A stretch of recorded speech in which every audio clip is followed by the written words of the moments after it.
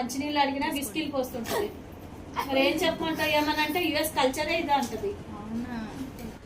చూస్తేమో బద్దకస్తుగా వస్తా ఉంటుంది. మంచినీళ్ళు లేపి ఇప్పుడు దాకా లోపలే ఉంది.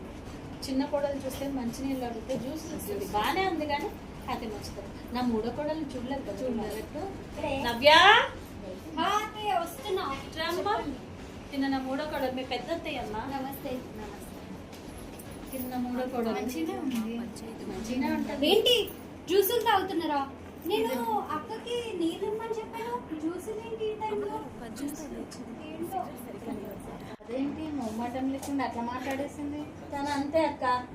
మూడో కోడలు రూపాయి తీయదు, పక్కన వాళ్ళకి పెట్టదు, తను తిందు. ఇంతకీ సరే ఆ కూరలు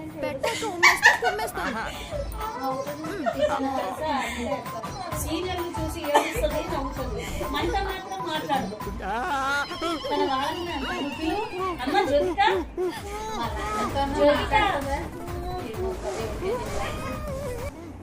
జ్యోతిక షూటింగ్ అవుతుందంట మన గేట్ దగ్గర. సీరియల్ కొత్త సీరియల్ తీస్తున్నారు. పెద్ద అదో తన అలా షూటింగ్ అంటేనే సీరియల్ అంటేనే లభిస్తుంది. వస్తుందమ్మా, నువ్వు చూసుకో. ఈ సీరియల్ లో చూసుకో. నేను చెప్తాను వచ్చినప్పుడు. అంటే నా ఒక్కొక్క కోడలు ఒక్కొక్క రకం ఉన్నారమ్మా. నా 5వ కోడల్ని చూడలేదు ఇంకా. తన పరిచయం చెప్పిస్తాను చూడు. ఒక్క నిమిషం అమ్మా, ఒక్క నిమిషం. మేకప్ కి పిల్లలు ఇదిగో మీ పెద్ద స్పీకర్ వచ్చారు. మేకప్ కాదమ్మా, పరిచయం చేసుకోను. వద్దమ్మా, వద్దమ్మా, వద్దు. నువ్వు పరిచయం చేసుకో మొదలు.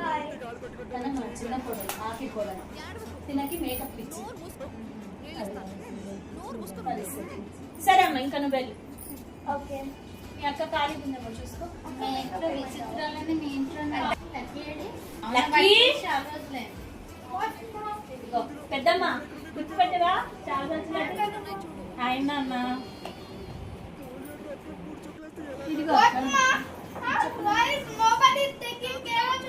చూసాక చిన్నోడైనా వీటికి జ్ఞానం ఉంది.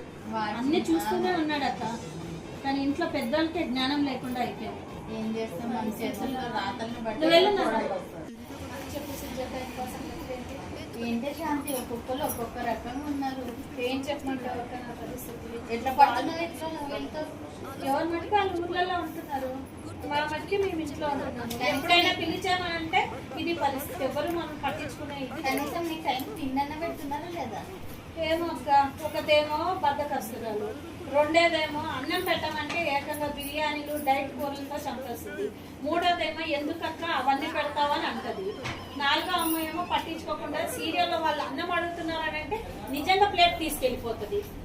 ఏం చెప్పంటే 5వదేమో నువ్వు అన్నంతే అన్నా ఆ డబ్బా వేసుకొస్తుంది మేకప్ కి. కొడుకులు చూస్తే పొద్దున వెళ్తారు, రాత్రి వస్తారు. అదే పరిస్థితి. అన్నట్టు బావగారు పిల్లలు అందరు బాగున్నారా? అందరు బాగున్నారు.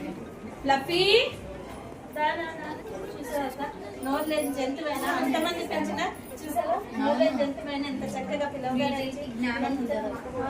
నా దగ్గరికి వచ్చి నాతోనే ఉంటది అక్క. ఎప్పుడు మనుషుల కంటే ఇదే పెంచుకున్నా బాగుంటది. అదే అనుకుంటున్నాను అక్క. అదే అనుకుంటున్నాను.